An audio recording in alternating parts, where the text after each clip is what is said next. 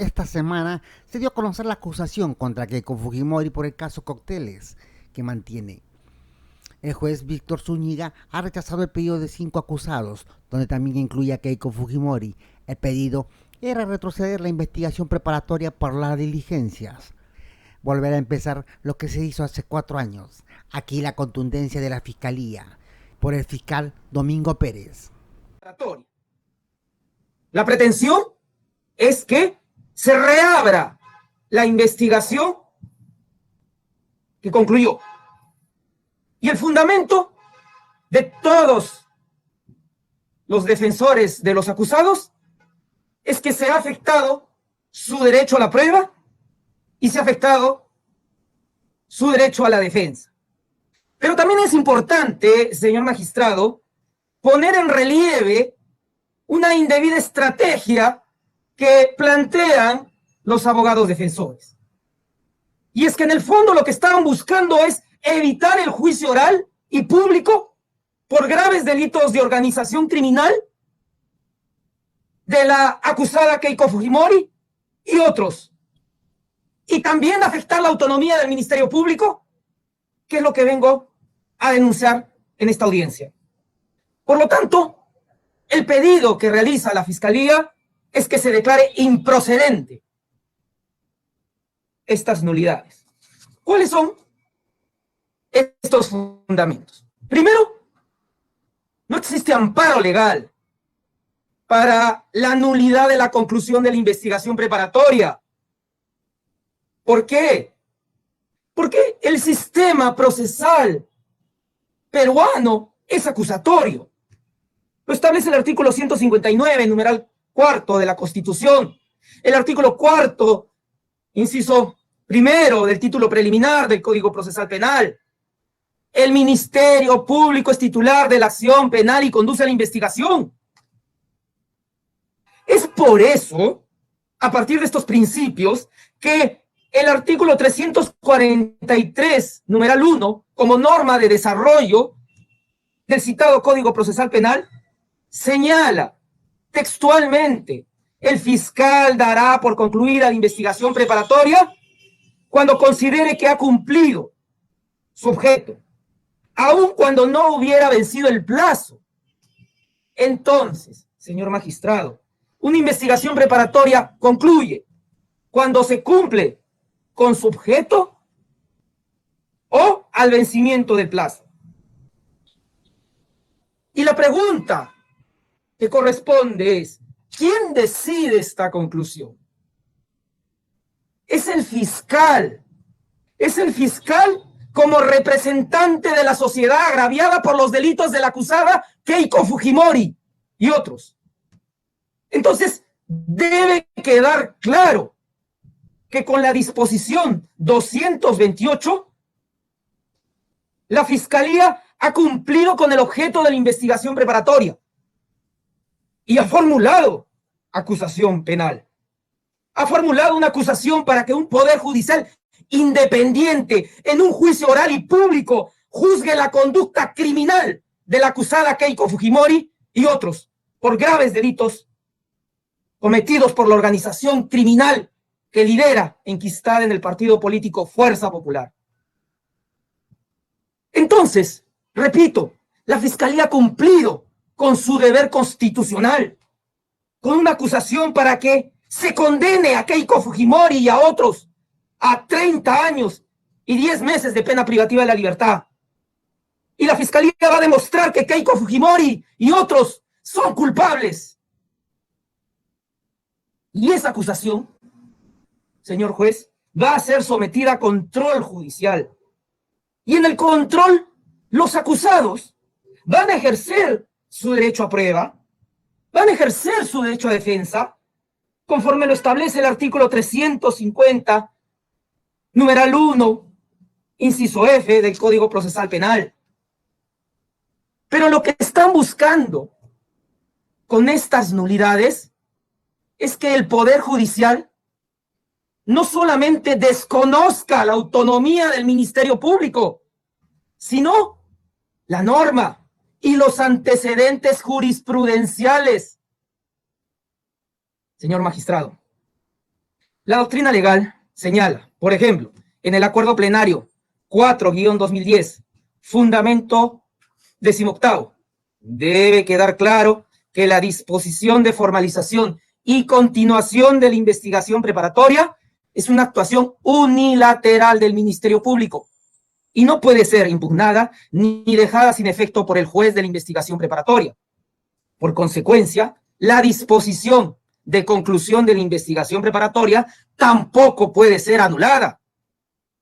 Se afectaría la autonomía del Ministerio Público como ente persecutor del delito. Sigo, señor magistrado. Acuerdo plenario 2-2012. Fundamento 8º. El Ministerio Público ejerce el señorío de la investigación penal preparatoria. Sigo, señor magistrado. La casación 613-2015, PUNO, que es doctrina jurisprudencial del 3 de julio del 2017, de la primera sala penal transitoria de la Corte Suprema de Justicia. Juez suprema ponente, Elvia Barrios Alvarado. Sala conformada por César San Martín Castro, Víctor Prado Saldarriaga. Dice en su fundamento 7º, una de las líneas rectoras del nuevo proceso penal, como consecuencia de la asunción específica del principio acusatorio, es la separación de funciones de investigación y juzgamiento. De esta manera, constitucionalmente, la investigación penal está a cargo del fiscal y la decisoria a cargo del juez.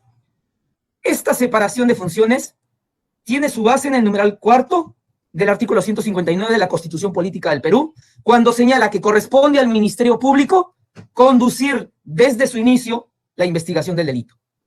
Con la adopción del sistema procesal acusatorio y la estructura del proceso penal común, tanto el Ministerio Público como los órganos jurisdiccionales deben asumir plenamente las competencias exclusivas y excluyentes que la Constitución les asigna.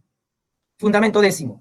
De la interpretación de las normas señaladas, el fiscal, como director de la investigación, a través de una disposición fiscal, dará por concluida la investigación preparatoria cuando considere que ha cumplido su objeto. E incluso el Tribunal Constitucional desarrolla conceptos del principio acusatorio, que solamente voy a enunciar algunas de las tantas sentencias que ha emitido dicho órgano, como la 2005-2006 PHC/ATC, la 478-2008 PHC/ATC y la 890-2015 PHC/TC. Señor juez, señor magistrado, en buena cuenta, lo que está buscando la acusada Keiko Fujimori y los otros acusados es afectar la autonomía del Ministerio Público como ente persecutor del delito. Y esto tiene que quedar claro. Keiko Fujimori busca afectar la autonomía del Ministerio Público. Citaré algunas líneas de la página 283 del informe final de la Comisión de la Verdad y Reconciliación, que dice: bajo la dictadura fujimorista, la obsecuencia del Ministerio Público ante los imperativos del Poder Ejecutivo fue total, lo que coadyuvó a la situación de descontrol e impunidad. Así también lo ha confirmado el fiscal superior Rafael Vela en reciente pronunciamiento, en donde señala que con estos pedidos se busca involucionar en el proceso. Y yo agregaría algo más: buscan volver al pasado. Por lo tanto, señor magistrado, esta nulidad, que es una cuestión eminentemente de derecho, usted, con todo el respeto, como magistrado que conoce mejor de leyes que las partes, debe usted verificar si se cumplen con los requisitos que señaló en algún momento la resolución 18 del 27 de mayo del 2009, en este expediente en el incidente 46 de la Segunda Sala Penal de Apelaciones Nacional Permanente Especializada en Crimen Organizado, presidida por César Saguanay Calcín, hoy presidente de la Corte Nacional, que entre los fundamentos señalaba el 30º inciso I, que se requiere que se haya infringido una norma procesal, es decir, verificar el principio de taxatividad, porque obviamente para solicitar la declaratoria de la invalidez de un acto debe invocarse cuáles son las causales establecidas en la ley. Es una de las manifestaciones del principio de legalidad. No hay nulidad sin ley previa. No hay nulidad sin texto legal expreso. Por lo tanto, pregunto, ¿qué norma establece que la disposición de conclusión de la investigación preparatoria puede ser anulada? El artículo 149 del Código Procesal Penal señala en ese orden: la inobservancia de las disposiciones establecidas para las actuaciones procesales es causal de nulidad solo en los casos previstos por la ley. Por lo tanto, no debería haber debate respecto a otros argumentos. Sin embargo, es mi deber informarle, señor magistrado, ante todas las alocuciones que han realizado los abogados de los acusados respecto a este pedido, y decirle a usted que con la conclusión de la investigación preparatoria no se ha afectado el derecho de prueba ni el derecho de defensa. Porque puedo válidamente preguntar, ¿a qué derecho a probar refieren los acusados? ¿Al derecho incólume que tienen de ofrecer pruebas según el artículo 350, numeral 1, inciso F del Código Procesal Penal? Pregunto, ¿al derecho incólume que tienen de actuar pruebas según el artículo 356 y siguientes del Código Procesal Penal? Ese derecho no se ha afectado. No se ha afectado si se permite que se corra traslado de la acusación y se instale el juzgamiento oral. Los acusados tienen derecho a ofrecer la declaración de los testigos para que sean interrogados y contrainterrogados en el juzgamiento. Leo literalmente artículo 350, numeral 1, inciso F del Código Procesal. Los acusados pueden ofrecer pruebas para el juicio, adjuntando la lista de testigos y peritos que deben ser convocados al debate, presentar los documentos que no fueron incorporados antes, o señalar el lugar donde se hallan los que deban ser requeridos. Incluso, señor magistrado, puedo afirmar que los testigos que han señalado los acusados, que buscaban de que se reciban sus declaraciones en la investigación preparatoria, ya se les recibió en las etapas correspondientes de esta fase concluida. Incluso puedo afirmar que han sido ofrecidos como testigo de cargo en la acusación. Por lo tanto, en el juzgamiento podrán ser contraexaminados. Cito, por ejemplo, en el tiempo que me queda, en el caso de Jaime Yoshiyama Tanaka, se ha ofrecido como testigo con la acusación a Luisa Rocha Suárez, a María Lucía Guimaraes Tavares, a Jorge Barata, a Orlando Velázquez Benítez, a Guido Águila Grados, a Dita Condori Fernández, a Marco de Queiroz Grillo. Los testigos ofrecidos por Fuerza Popular se han ofrecido también como testigos de cargo en la acusación a Roque Benavides Ganosa, Alfredo Pérez Gubins, a Carlos Rodríguez Pastor, a Ricardo Trovarelli Vecchio, a Mariela Figari de Fabri, a José de Romaña Letz, a Andreas von de Meyer, a José Morales Dazo, a José Alejandra Graño Miro Quesada, a Cristian Alberto Jomonti, a Wenceslao Bonifaz Fajardo, a Mauro Enrique Mato Munzante, a Virginia Monge Camino, a Ronald Efraín Osorio, a Luis Fernando Carreras, a Renato Castro-Orea, a Mari González Pérez, a Hugo Lignetti Apasalo, a Henry Dávila Fuentes, a Celso Dextre Cuarema, a Víctor Dextre Chirinos, a Fabricio Gabriel Geri Suito, a Gustavo Callaliusa Sasali, a José Luis Omocurcio Ruiz, a Javier López de Romaña, a Roberto Carlos Yumi Yagui, a los testigos de la abogada Juliana Loza respecto a sus patrocinados, Alejandro Aguinaga, Marta Chávez, Cosío, Leila Chihuán Ramos, Mariela del Pilar Cordero John, Julio Gago Pérez, Antonio Medina, Luz Salgado Rubianes, Segundo Tapia.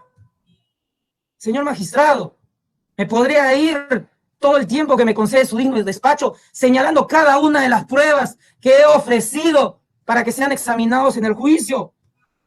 y contraexaminados, si es que no los ofrecen como testigos los acusados, los abogados de los acusados acá presentes. Entonces, cabe la pregunta: ¿se verifica el principio de trascendencia en la nulidad planteada?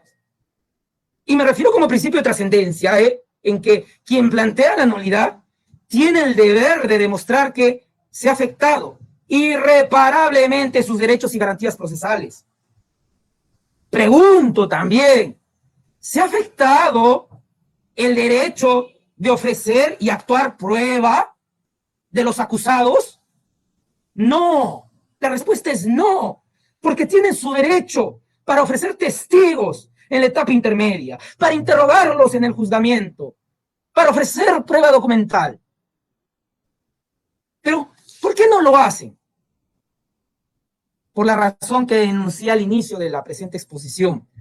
Porque la acusada Keiko Fujimori no quiere que un poder judicial independiente juzgue sus crímenes en un juicio oral y público.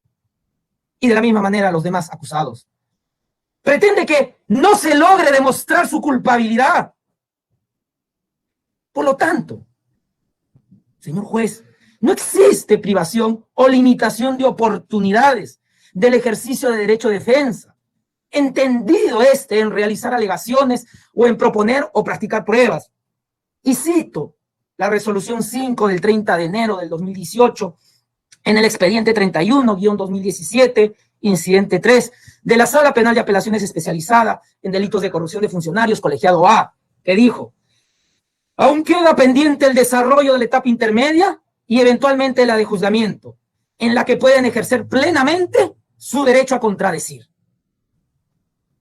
Lo que los abogados pretenden desconocer son las categorías básicas de la prueba en el proceso penal. Y usaré fundamentos de la sentencia plenaria casatoria 1-2017, en donde la prueba se produce con el ofrecimiento, admisión, actuación, conservación y valoración. Por eso la fiscalía ha acusado, porque cuenta con pruebas que la acusada Keiko Fujimori es jefa de una organización criminal enquistada en el partido Fuerza Popular, y por tal razón solicita que se declare culpable y a ese partido disuelto en un juicio oral, público y con todas las garantías. Incluso el Poder Judicial, en sus 3 instancias, señalaron que en el desarrollo de la investigación preparatoria existía sospecha fuerte grave de la comisión de los delitos para dictar prisión preventiva contra la acusada Keiko Fujimori. Por lo tanto, señor magistrado, usted respetuosamente debe verificar estos pedidos de nulidad y también verificar el principio de residualidad, que compete a quien peticiona acreditar que esta es la única forma de enmendar un presunto agravio. Y le informo a usted que esta Corte Nacional registra un antecedente de similares características a los que los abogados de los acusados el día de hoy están sustentando. Resulta pues que el fiscal Germán Juárez, también del equipo especial, concluye la investigación preparatoria contra Ollanta Humala-Tazo, Nadine Heredia Alarcón, el Partido Nacionalista y otros. Y los abogados defensores plantean pedidos al juez en la etapa intermedia para que reabra la investigación. El juez de la etapa intermedia emite la siguiente resolución. Resolución 3 del expediente 249-2015, incidente 56, del 28 de febrero del 2019. Primer juzgado de investigación preparatoria nacional. Fundamento quinto. Análisis en cuanto al presente caso concreto. Fundamento 5.1. En primer término, la defensa técnica del Partido Nacionalista lo que ha solicitado en el fondo es que se incorporen documentales a la investigación preparatoria y que se actúen testimoniales. En buena cuenta, lo que ha peticionado son actos de investigación para el debido esclarecimiento de los hechos. La misma que ha sido denegada por el Ministerio Público bajo el argumento de que ya habría operado el cierre de la investigación preparatoria. Fundamento 5.4. Ahora, en lo que toca a la denegatoria efectuada por el Ministerio Público a propósito del cierre de la investigación, la misma debe ser vista como una denegatoria a su pedido. Sin embargo, el tipo de respuesta que puede dar el Ministerio Público frente a un caso concreto no habilita cambiar la vía procesal que se ha establecido en la norma procesal respecto a cada derecho que se ha visto vulnerado por el agresor. En buena cuenta, lo que quiere decir este despacho es que el tipo de respuesta que puede dar el Ministerio Público no hace variar la naturaleza jurídica al derecho reclamado. ¿Cuál es la naturaleza del derecho reclamado? Se pregunta el juez. Un tema de inadmisión de diligencia, la cual solamente puede ser incardinada bajo la vía procesal de la inadmisión de diligencias sumariales, lo cual no ha acontecido en el presente caso, dado que se recurrió a la tutela de derechos, la cual solamente se activa en vía residual cuando no existe la vía procesal específica, lo cual no acontece en el presente caso. También está la resolución 3 del mismo expediente del incidente 54, fechado el 29 de febrero del 2019 del mismo primer juzgado. Fundamento 5.2. Segundo lugar, con referencia al tema de fondo, ¿corresponde o no amparar el pedido de tutela de derechos a efectos de que se reaperture la investigación preparatoria y se le otorga al Partido Nacionalista Peruano amplia facultad para que hagan valer su derecho de defensa y su derecho a la prueba? Este despacho considera de que no y se desestima el pedido por la siguiente razón. Primero, el Ministerio Público es el titular y director de la investigación preparatoria y como tal puede disponer el cierre de la investigación cuando entienda que ha cumplido con el objeto de la investigación preparatoria, conforme señala el artículo 342, numeral 2 del Código Procesal Penal. Es decir, lo que hizo el Ministerio Público en este caso, a pesar de que la investigación preparatoria estaba proyectada para el 6 de junio del 2019, es cerrar antes de tiempo la investigación preparatoria porque ha entendido que se ha cumplido con el objeto de la investigación preparatoria.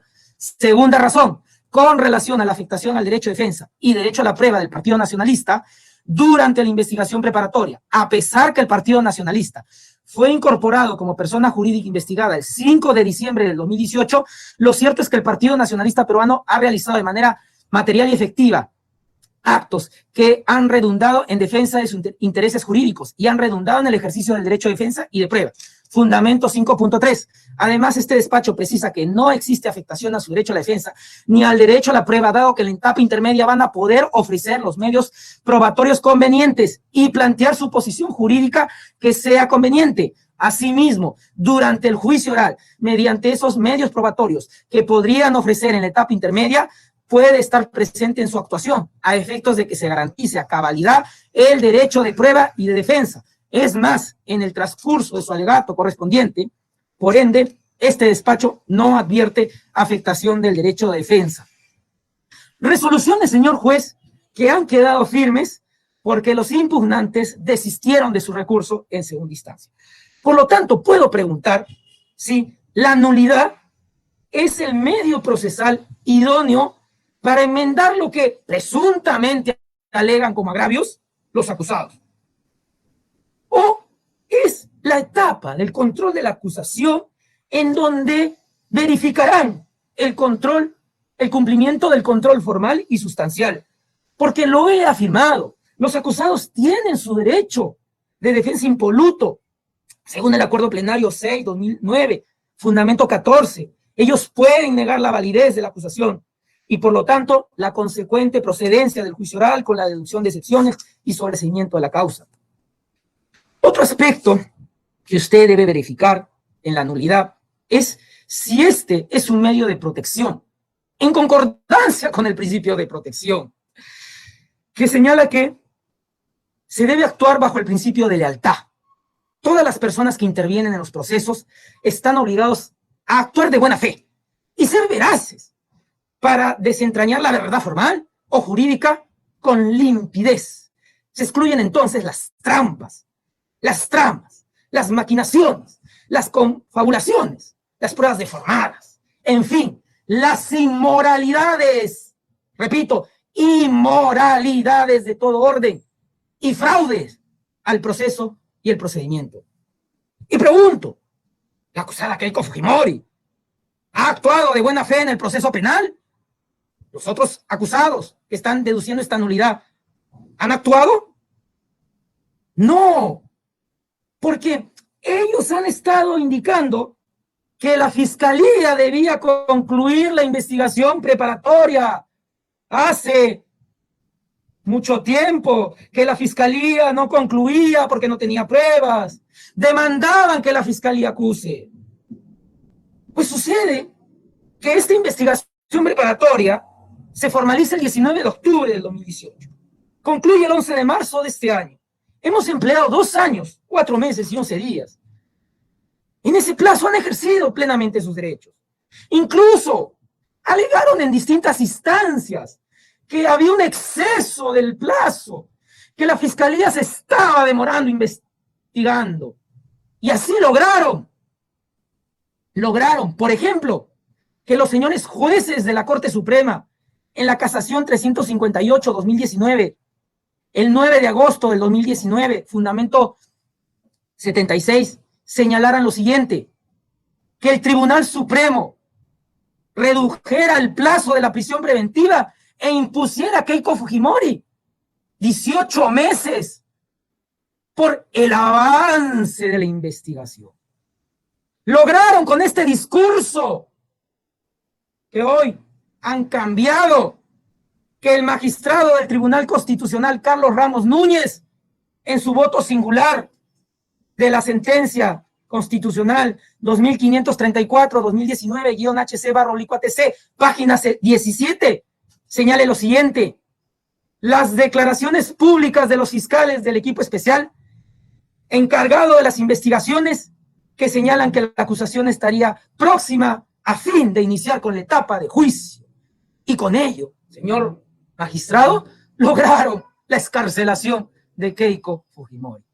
Pero también con la resolución 81 del expediente 299-2017, el incidente 36, recientemente el 30 de abril de 2020, la segunda Sala Penal de Apelaciones Nacional para excarcelar por segunda vez a Keiko Fujimori. Recoge los argumentos de los abogados, que dice, fundamento 4.5.6, la sospecha de culpabilidad basada en la contundencia de los elementos de convicción incriminatorios no es suficiente por sí mismo para dictar prisión preventiva. Más aún si los órganos encargados de la persecución penal no muestran la diligencia debida de llevar a juicio a la imputada en menor plazo posible. Entonces, hace unos meses decían, ¿por qué no se acusa a Keiko Fujimori? Hoy que la fiscalía acusó, ya no quieren que se vaya a juicio oral. Pregunto, ¿es una conducta obstruccionista? ¿Es una conducta dilatoria? ¿Es una conducta de mala fe? Pareciera que se busca cambiar los conceptos del derecho procesal penal peruano. Y si siguiéramos esa lógica, incluso el proceso inmediato, la acusación directa, devendrían en cuestionamientos de inconstitucionalidad. Y lo que sí me preocupa es lo que ha señalado en esta audiencia la abogada de la acusada Keiko Fujimori, cuando ha señalado o ha indicado con sorpresa que el Ministerio Público cree que es autónomo. Y yo le respondo con autoridad, sí somos autónomos y sí se debe respetar la institucionalidad. Por último, señor magistrado, debo hacer mención de la legitimidad de la persona jurídica MBB Bienes Raíces para interponer nulidad. Y voy a hacer mención a una resolución que ha mencionado la abogada, que es la resolución 18 del 9 de marzo del 2021, expediente 16-2017, incidente 146, primera Sala Penal de Apelaciones Nacional Permanente especializada en crimen organizado. Fundamento 2.1.8. Al incorporarse como parte procesal, la persona jurídica tiene los mismos derechos, garantías y obligaciones que el imputado, lo que le permite su intervención a través de su apoderado judicial designado, como cualquier otro sujeto legitimado, gozando de todos los derechos y garantías del Código Procesal Penal concede al imputado. Fundamento 3.7.1, inciso B. Es la resolución judicial dictada la que determina la legitimidad formal a las personas jurídicas como sujeto pasivo del proceso penal, reconociéndosele los mismos derechos y garantías que al imputado en lo concerniente a la defensa de sus derechos e intereses legítimos. Por lo tanto, pregunto, a la fecha de la interposición de la nulidad, a la fecha de la sustentación,